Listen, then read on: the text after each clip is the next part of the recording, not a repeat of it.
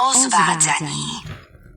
Potom povedal svojim učeníkom: Nie je možné, aby neprišli pohoršenia, ale beda tomu, skrze koho prichádzajú.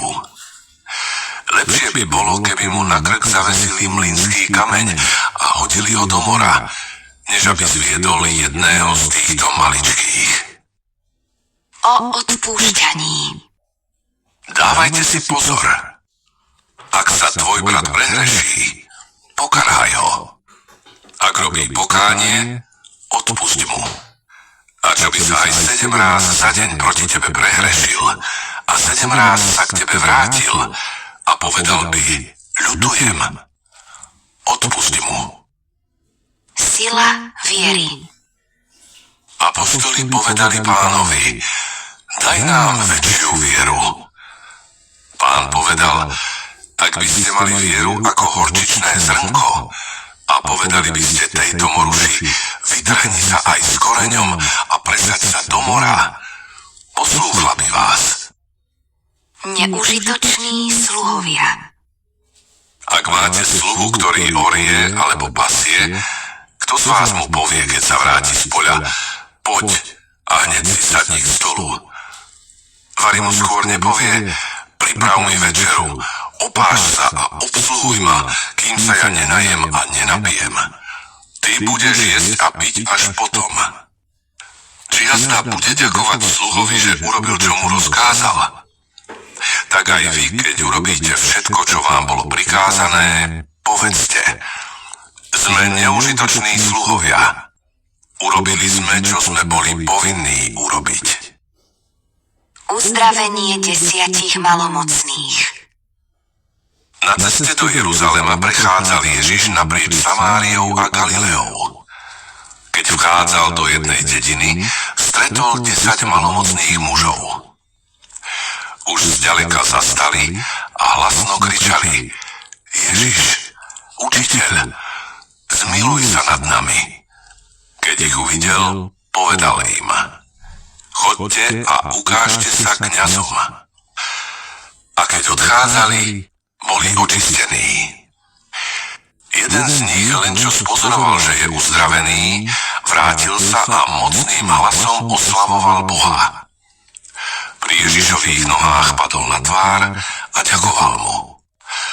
Bol to Samaritán. Vtedy Ježiš povedal: neboli očistení 10? Kde sú ostatní 9? Nenašiel sa nik okrem tohto cudzinca, čo by sa bol vrátil a vzdal Bohu slávu? A jemu povedal: vstaň a choď. Tvoja viera ťa zachránila.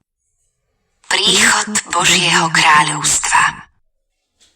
Keď sa ho farizeji pýtali, kedy príde Božie kráľovstvo, odpovedal im: príchod Božieho kráľovstva sa nedá spozorovať.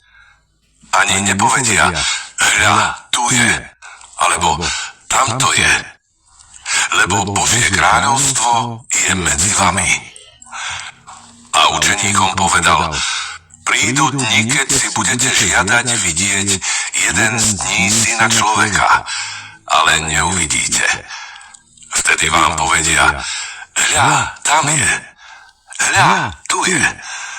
Ale vy nechoďte. Nebežte za nimi, lebo ako blesk, keď sa zablízka, ožiari všetko od jedného konca pod nebom až po druhý, tak bude aj Syn človeka vo svoj deň. Ale najprv musí mnoho trpieť a byť zavrhnutý týmto pokolením.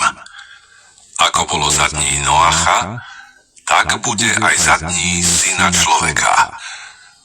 Jedli, pili, ženili sa a vydávali až do dňa, keď Noach vošiel do korábu. Vtedy prišla potopa a všetkých zahubila. Podobne bolo za dní Lótových. Jedli, pili, kupovali, predávali, sadili, stavali. V deň, keď Lót vyšiel zo Sodomy, spustil sa oheň a síra z neba a všetkých zahubil. Tak bude aj v deň, keď sa zjaví Syn človeka. Kto bude v ten deň na streche a svoje bude mať v dome, nech si ich nezíde vziať. Tak ani ten, čo bude na poli, nech sa nevracia. Rozpomeňte sa na Lótovú ženu.